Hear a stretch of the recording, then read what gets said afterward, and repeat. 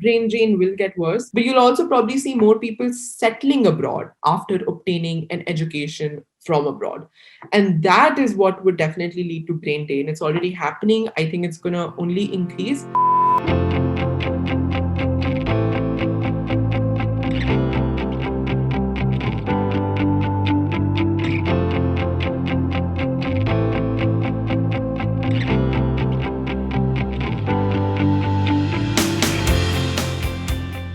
Maybe because environmental issues are still very new, very niche, very upcoming in India. The environmental movement or any environmental topic will not come up in one of the top national issues on any given day in India, most of the time, right?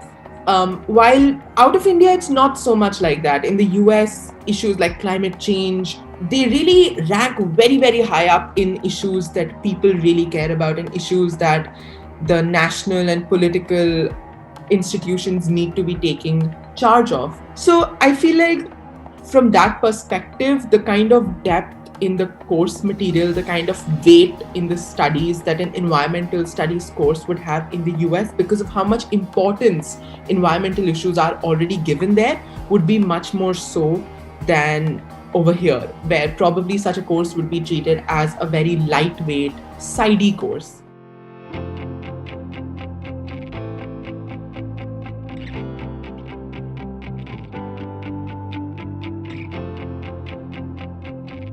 I don't think our education system is really helping us that much.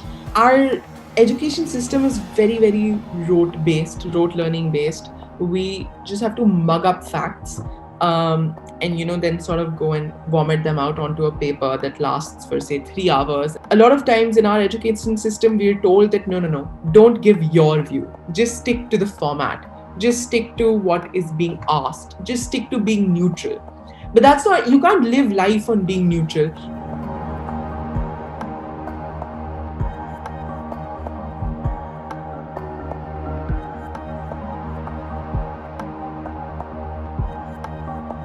Our exams, our curriculum doesn't really teach us on how to form opinions.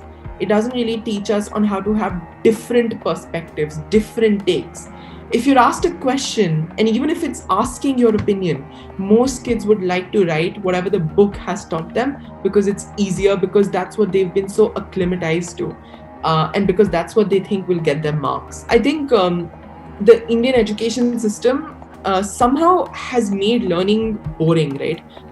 It's a task. It's something that you look upon as work instead of finding it fun, interactive, engaging. Our books don't equip us with the resources, the grounding, the practical life experience that we would need to do any of the things that are being elaborated in them itself, right? Such as studying political science or civics. They don't tell us how to start activism, how to start a social movement, how to be part of a social movement, what parameters go in when you try to speak up for social justice. It doesn't encourage you or enable you to be any of the role models that you're being taught about in those books. And I think that's an issue.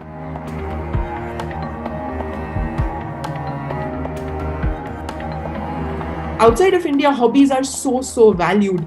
People want to continue their hobbies even while working.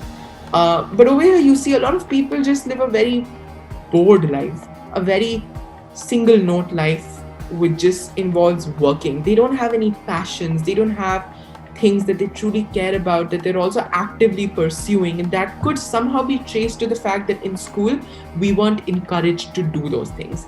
Brain drain will get worse because I think a lot of very, very bright people are going out and our country is losing them because they're not just deciding to study abroad, but you'll also probably see more people settling abroad after obtaining an education from abroad. And that is what would definitely lead to brain drain. It's already happening. I think it's going to only increase.